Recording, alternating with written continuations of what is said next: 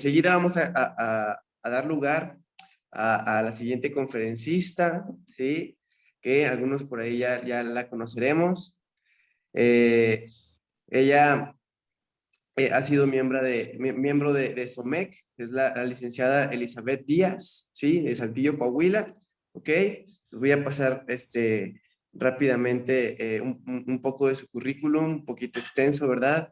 Que ella es originaria de León, Guanajuato, sí, ella es viuda hace 20 años y tiene 2 hijos, sí, ella es licenciada en Ciencias de la Psicología Cristiana de la Universidad de nuestro Pacto Internacional. Tiene especialidades en intervención en crisis, terapia familiar, desarrollo socioemocional, ¿sí? En el Instituto Tecnológico y de Estudios Superiores de Occidente, en Jalisco. Ella es, como les comento, es miembro activo de SOMEC Saltillo. Ella aparte es escritora, conferencista y es locutora de un programa que se llama Tu Vida al Máximo en la Universidad Agraria Antonio Narro, en Saltillo. Es activa voluntaria de diversas asociaciones civiles, ¿ok? Es canciller del Consejo Independiente de Protección a la Infancia desde el 2018 y es galardonada como profesionista del año en el 2020 por el Club Rotario Internacional, ¿sí? Ella también es presbítera ordenada por Independent Assemblies en Avant, Oklahoma, en 1999. Es catedrático también en universidades como la Autónoma del Estado de México, ¿sí? La Juventus y UNPI en Guanajuato. Activa voluntaria en distintos organismos sociales y eclesiásticos desde 1997.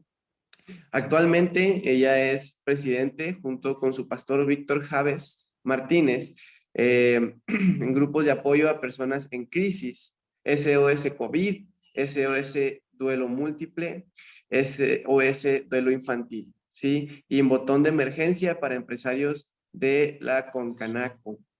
Ella pues tiene una cartera a lo mejor en estos años de más de 700 personas atendidas en México, Estados Unidos, Argentina, Ecuador, España, Italia, Brasil, Perú, entre otros países centroamericanos, con asesorías en línea gratuitamente durante la pandemia, o un equipo de voluntarios de 3 continentes, entre ellos pastores, médicos, psicólogos, tanatólogos, ¿sí? La licenciada Marisol Ramos, que es un brazo derecho en el grupo de duelo para ella.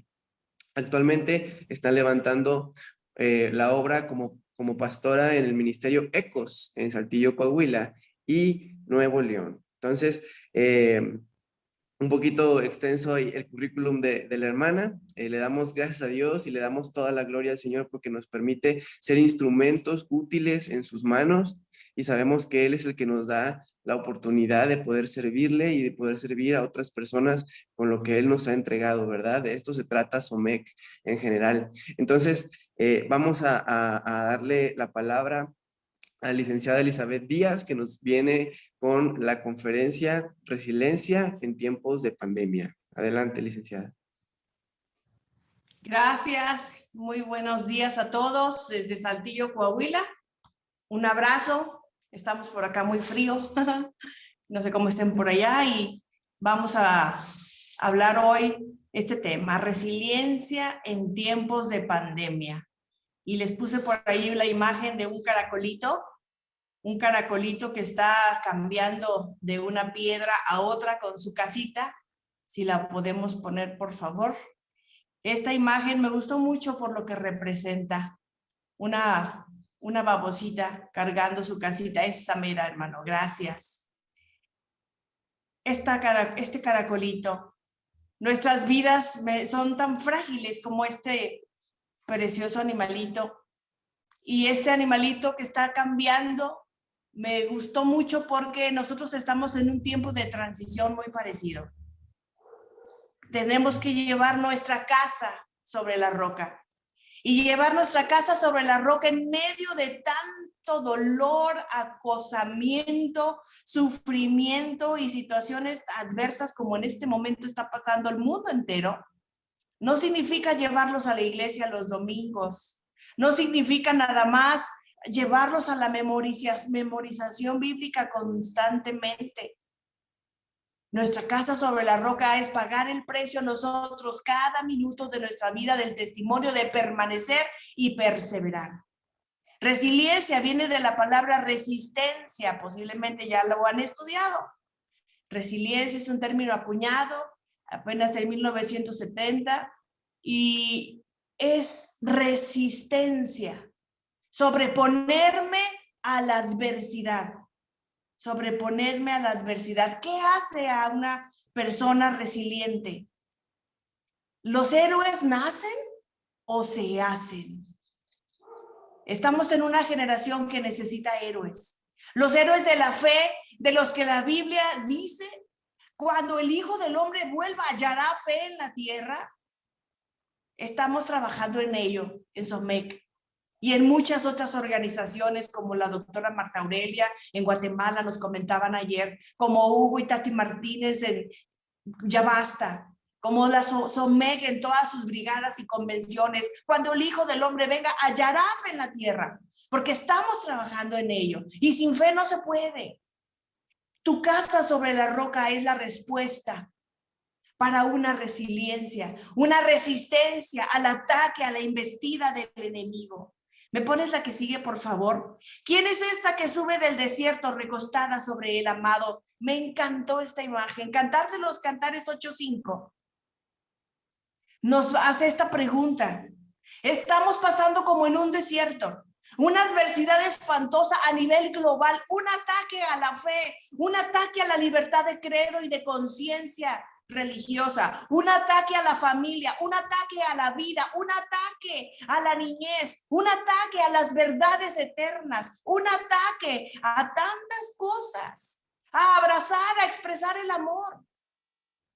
Es un desierto terrible y el propósito de los desiertos es procesar la dependencia de Dios. ¿Cómo voy a mantenerme como esa babosita pegada a la roca con sus ventositas, cambiando de roca? Si se vieron la imagen, la observaron, está con medio cuerpo subiendo a otra roca y la colita apenas desprendiéndose de la otra. ¿Quién es esta? Esta generación que sube del desierto recostada sobre el amado. Somos la iglesia de Jesucristo, la iglesia redimida. Si Jesucristo es el centro de la vida, como nos compartía precioso ahorita el doctor de Torreón, Daniel, excelente, qué hermoso, y esta participación hermosa también del doctor Villacaña. Si Jesucristo es el centro en la vida de nuestros hijos, nietos, bisnietos, de nuestra vida, y lo pueden ver en la vida diaria. Entonces vamos a formar la resiliencia, la resistencia al ataque del maligno que anda como león rugiente buscando a quién devorar. Yo soy la iglesia que reposa en las promesas de Dios. La generación que vivimos está siendo atacada en las fibras más delicadas de identidad, en la fe como hijos de Dios. En la libertad para alabar y adorar públicamente a su Dios. No sé si lo sepan, pero las políticas públicas ya están autorizando la persecución de cualquiera que predique fuera de su templo. Y en algunos lugares están hasta queriendo monitorear los sermones. ¿Ya vieron la película Dios no está muerto, número 3? Cualquier parecido con la realidad no es coincidencia. Tiene una razón de existir. La siguiente, por favor. Quiero que veamos cuáles son los gigantes. Estamos enfrentando estos gigantes desde que salió Adán y Abel del huerto del Edén. Ayer lo decían Hugo y Tati Martínez. Toda esta atrocidad contra la pureza, contra la santidad, viene desde que Adán y Eva salieron del huerto, desde que el hombre salió de la presencia de Dios, que fue cortado y destituido por causa del pecado. ¿Cuáles son los gigantes que enfrentamos en esta generación de tiranos? Somos responsables de una generación tirana. Existe este libro impresionante, Los hijos tiranos, Tu hijo, tu espejo. Y ahora ¿Cómo es que una generación indolente está llegando a tomar lugares de autoridad con una inmadurez tal que no sabe defender quién es? No sabe defender quién es porque no lo sabe, porque no lo sabe.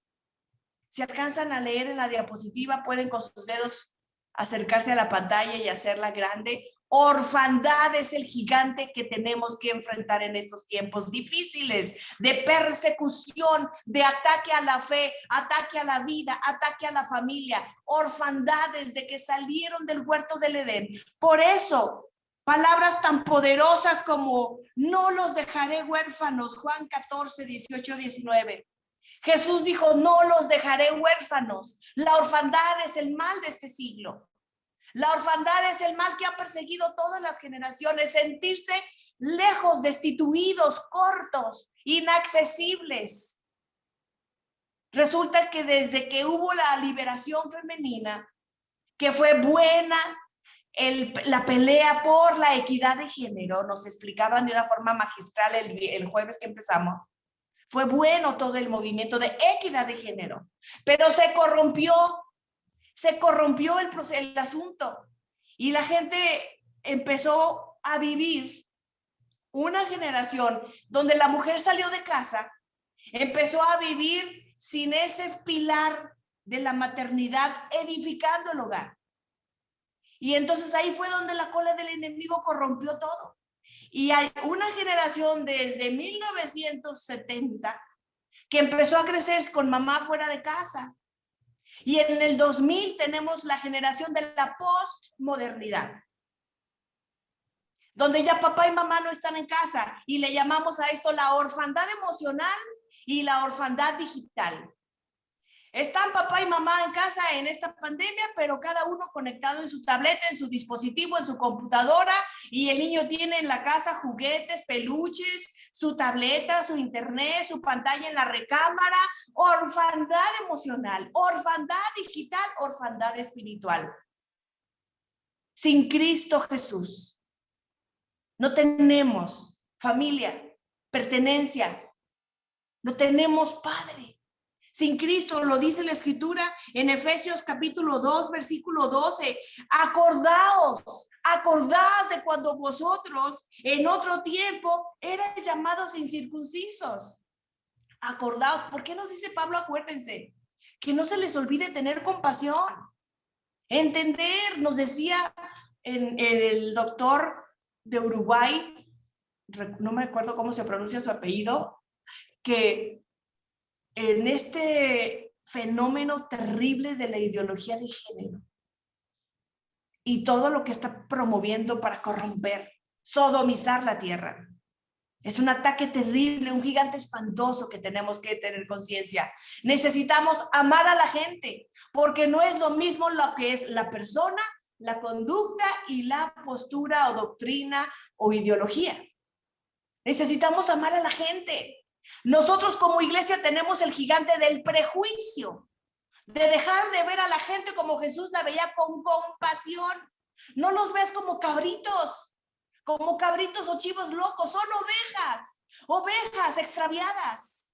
Aún en la iglesia hay hijos pródigos, porque no se atreven a venir al Padre para comer el alimento de la gracia. ¿Recuerdan la parábola del hijo pródigo? Tanto el que se fue como el que estaba en casa reclamaron al padre. Pues qué chiste que le celebras a este despilfarrador. ¿Y yo qué? ¿Cuántas veces hemos dicho ¿y yo qué? ¿Cuáles son los gigantes que enfrentamos en esta generación dolida? Con un ataque brutal. Pablo le advirtió a Timoteo, los tiempos postreros vendrán hombres perversos, capítulo 3, amadores de sí mismos, desobedientes a los padres. Y toda una descripción espantosa donde los papás somos responsables. Los papás somos responsables de que los hijos no obedezcan. Somos responsables de que no vivan la piedad. Somos responsables del egoísmo. En esta lámina que les muestro, hijos tiranos son producto de padres complacientes que sustituyeron el tiempo de calidad en la relación por materialismo. Sustituimos el tiempo de calidad afectiva, abrazar, contar cuento, hacer nuestro altar familiar, adorar juntos, alabar juntos, meditar la Biblia. El niño te puede decir de memoria su cita bíblica de la escuelita dominical. El joven te puede hacer la tarea de hacer las transcripciones de la Biblia. Yo me acuerdo que con mis hijos practicaba eso en la secundaria. Nos sentábamos en la mesa y leíamos un proverbio todos los días y luego compartíamos y hacíamos un juego. A ver quién hace las preguntas más hábiles, que los demás no podamos responder en un minuto, en medio minuto. De cada proverbio que leíamos, una pregunta cada quien tenía que sacar, o 2 o 3, para ver quién era más inquisidor al estudiarlo. Y el asunto no es que memoricen la Biblia, que te digan de memoria los versos. El asunto es que esté tatuada en su piel la obra de la cruz. La orfandad es el gigante más difícil que enfrentamos. El gigante que esta generación está peleando. Porque antes, vamos a leer la escritura que les puse ahí debajo, miren. Éxodo 33:11. Y hablaba Jehová a Moisés cara a cara, como habla cualquiera a su compañero. Y él volvía al campamento. Pero el joven Josué, hijo de Nun, su servidor, nunca se apartaba de en medio del tabernáculo. Josué es un tipo de Jesucristo. Josué es un tipo de Jesucristo. Y él anhelaba la comunión, anhelaba la intimidad. Ese Josué que nunca se apartaba de en medio del tabernáculo es una sombra del que habría de venir. Jesús que no se conformó con esperar a que vinieran. Él vino a buscar y salvar lo que se había perdido. Él vino a pagar el precio de nuestro rescate. Él vino a hacer de nosotros la morada.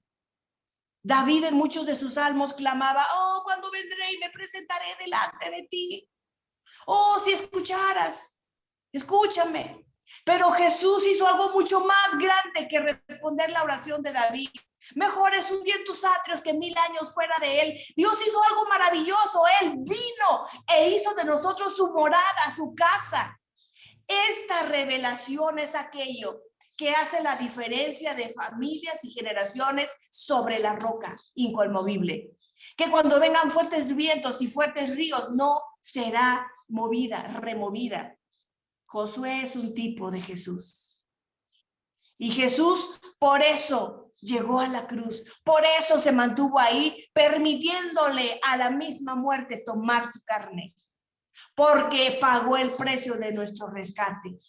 Y esta generación necesita la experiencia de ver a Dios cara a cara, de oír la voz de Dios, de experimentar la presencia dulce, no condenadora, lleno de gracia y verdad. El evangelio de las buenas nuevas nos hemos distraído a veces de anunciarlo en nuestra casa, porque en nuestra casa somos más condenadores, exigentes, legalistas. Y si nosotros, la generación de hoy, no se encarga del legado para esta próxima generación, como Josué falló, que después de Josué se levantaron jueces y después ya nadie se acordó de lo que Dios hizo por ellos en Egipto. Nadie se acordó de lo que Dios hizo por ellos en Egipto, de cómo descendieron fuego del cielo, granizos, de cómo las aguas se convirtieron en sangre, de cómo Dios hizo que todos los ejércitos de Faraón perecieran en el Mar Rojo. Ya no hubo quien supiera las grandezas de Dios, las proezas de Dios. No podemos permitir eso. Así como Moisés hablaba cara a cara con Dios, como habla cualquiera con su compañero. Eso lo tienen que ver nuestros hijos en la casa. Ese es el gigante, uno de los gigantes. La orfandad quiere decir la experiencia de desprotección y de indefensión. Desprotección, indefensión. ¿Qué hace un padre? Un padre te protege, te sustenta, te defiende. Jesús dejó tan claro, cuando Jesús resucita y tiene un encuentro con las mujeres que venían a la tumba y les dice, no me toquen, porque aún no he subido a mi Padre, pero díganle a mis discípulos que los veré después. Voy a mi Padre que es su Padre, a mi Dios que es su Dios. Para Jesús fue prioridad dejar claro la importancia de la conexión con el Padre. Lo que esta generación está enfrentando se llama espíritu de orfandad. Orfandad es el gigante más doloroso, más terrible, más espantoso, porque cuando nos sentimos desechados, cuando nos sentimos desterrados todavía, cuando nos sentimos insuficientes para agradar a Dios, ¿qué nos queda? ¿Qué nos queda? Vivir sin esperanza y sin Dios es muerte. Familias, amados, si ustedes se ponen a estudiar la historia de vida de todos esos que están moviendo los hilos de la ideología de género, les aseguro que van a encontrar hijos e hijas que fueron violados por sus papás, sus abuelos, sus tíos, un sacerdote, un maestro, un hermano o un primo. Y su corazón está tan enojado con que nadie los defendió, que lo que ocurre es que nuestro cerebro asocia. Y la paternidad que hizo un buen sello en mí de amor, yo la voy a referir a Dios. Yo necesito buenos referentes de paternidad para creer en Dios. Sin un referente de paternidad sano, yo le voy a referir a Dios mi coraje de que nadie me defendió, mi amargura de que nadie me apreció, me valoró, me amó. Entonces se va a bloquear, está demostrado. Las investigaciones del doctor Josh McDowell, uno de mis más grandes mentores. Una generación herida en su identidad de hijo va a negar a Dios. Una generación herida en su sentido de pertenencia no va a querer saber nada de la fe. Porque si su padre físico y finito lo pisó y lo lastimó tanto, no quiero saber de Dios. Necesitamos escuchar, ver, palpar a Dios en el hogar cada día. No es la iglesia el lugar para formar el carácter de Cristo, es la casa. La siguiente, por favor, hermano. Esto es lo que sucede cuando tenemos una pérdida de nuestra comunión, una pérdida de nuestra identidad, una confusión sobre nuestra pertenencia a la familia de Dios, al reino de Dios. Se pierde sentido a la vida. Una generación, la generación de la postmodernidad, que ha crecido en orfandad emocional, en orfandad digital, porque los papás están supliendo con materialismo su amor, su tiempo, su calidad de transmitirles la fe. En una relación, en un discipulado, en una cercanía. Número uno, sentido de pertenencia. No soy de aquí, ni soy de allá, no tengo edad ni porvenir, decía un cantante argentino, Facundo Cabral, que creció en la calle. Su papá los abandonó cuando su mamá estaba embarazada de él, perdón. Se pierde el sentido de pertenencia, se pierde el sentido de propósito, se pierde el sentido de trascendencia y se tiene una narrativa equivocada. En desarrollo socioemocional hablamos de 3 competencias importantísimas para una mente sana en el desarrollo de la personalidad. Sentido de empatía, son las 3 competencias socioemocionales. Empatía, autoconocimiento y autorregulación. Empatía, mi capacidad de sentir el dolor de los demás. ¿Y qué dice Pablo a Timoteo en capítulo 3? Hombres amadores de sí mismos, que no tienen empatía, no respetan ni a sus padres, sin piedad, indolentes. Autorregulación y autoconocimiento. Si yo sé quién soy y sé qué tengo y sé a dónde voy, yo tengo todo lo que se necesita. Se llama hipoteca social. Yo tengo todo lo que se necesita para enfrentar la adversidad, la resistencia, porque sé quién soy, a quién tengo yo en los cielos, al Dios Todopoderoso, y fuera de Él no necesito nada más.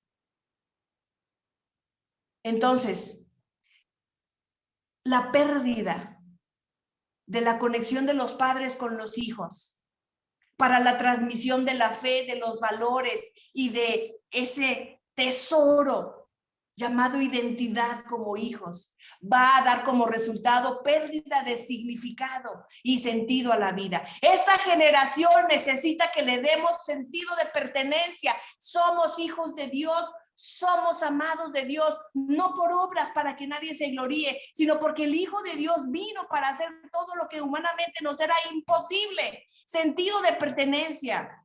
Por eso Jesús trabajó tanto en sus discursos para hablar del amor de Dios, de la paternidad de Dios, de la certeza. No los dejaré huérfanos. Y después en sus primeras palabras resucitado, voy a mi Padre, su Padre, voy a mi Dios, su Dios, porque donde yo esté, ahí van a estar también ustedes. Sentido de propósito. Yo sé que tengo una asignación que el mundo necesita. Nací con una asignación que va a darle respuesta a ciertas necesidades. Cada uno de nuestros diferentes perfiles de personalidad, temperamentos, habilidades, talentos, tenemos un propósito, solucionadores de algo. Y el sentido de trascendencia quiere decir que puedo impactar a los demás al vertir en ellos lo mejor de mí sin esperar nada a cambio. Trascendencia es lo que la huella que yo dejo, porque sé quién soy y sé que tengo, sé que puedo hacer. Todo lo puedo en Cristo que me fortalece.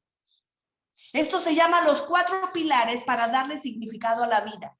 Los 4 pilares en la psicología positiva, pueden leer este material, Tratados de Psicología Positiva. Los 4 pilares para darle significado a nuestra vida. Sentido de pertenencia, sentido de propósito, sentido de trascendencia y narrativa. El mundo se ha encargado de darle una narrativa de desesperanza. Una generación que no tiene esperanza del cielo. Vive hoy, al cabo que mañana no pasa nada. Reencarnas en una mosca, en un chango, en un quién sabe qué. Vive hoy, no te preocupes del mañana. ¡No! Existe más allá de este sol un Dios y un Padre al que le duele nuestro dolor, al que le ha placido darnos el reino. Sentido de narrativa. Tenemos que oír. La fe viene por el oír y el oír por la palabra de Dios. Oír quién soy yo por la fe, quién soy en Cristo y todo lo que puedo hacer en su nombre. Termino con la diapositiva, el poder del amor. Pueden checar en Cantar de los Cantares, capítulo 8, versículos 6 a 10. El poder del amor. Miren, me olvidaba de esta. Casa sobre la roca. Gracias, hermano. Jesucristo llevó a cuestas la cruz como aquel caracolito en la casita. A Jesucristo le costó hasta la última gota de sangre trabajar por esa casa. Esa casa eres tú, esa casa soy yo, casa del Espíritu Santo, morada de la presencia de Dios. Nosotros somos la iglesia, la respuesta, el lugar en donde el mundo que vive sin esperanza y sin Dios tiene que encontrar un abrazo. Deuteronomio 33, 27 dice, el eterno Dios es tu refugio. Y aquí abajo los brazos del Omnipotente. Yo soy la extensión del brazo de Dios para amar, restaurar, consolar a los que viven sin esperanza y sin Dios, pero tengo que empezar por fundamentar mi casa sobre la roca. Cristo llevó sobre su espalda, como ese caracolito, la casa. Y en la cruz le dio el valor, la esperanza, el nuevo pacto de vida eterna. Gracias. Ahora sí, Cantar de los Cantares 8 para terminar. Cantar de los Cantares 8 es tan fuerte. Yo creo que en muchas bodas han escuchado esta hermosísima porción. Ponme como un sello sobre tu corazón, como una marca sobre tu brazo, porque fuerte es como la muerte el amor, duros como el Seol los celos, sus brasas de fuego fuerte llama, las muchas aguas no podrán apagar el amor ni lo ahogarán los ríos. Si diese el hombre todos los bienes de su casa por este amor, de cierto le menospreciarían. A Jesús le menospreciaron porque dio todo lo que tenía por este amor, todo lo que tenía, su vida, renunció a ser igual a Dios como cosa que aferrarse para tomar forma de hombre y en condición de siervo. Esta generación necesita escuchar, ver, palpar y tocar. No basta solo oír. Necesitamos ver, palpar.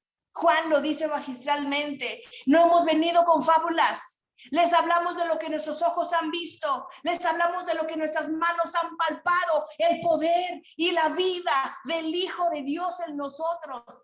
Cristo en nosotros, esperanza de gloria. Y se queda una desafiante tarea. ¿Cuáles son los gigantes de esta generación? Sin resistencia.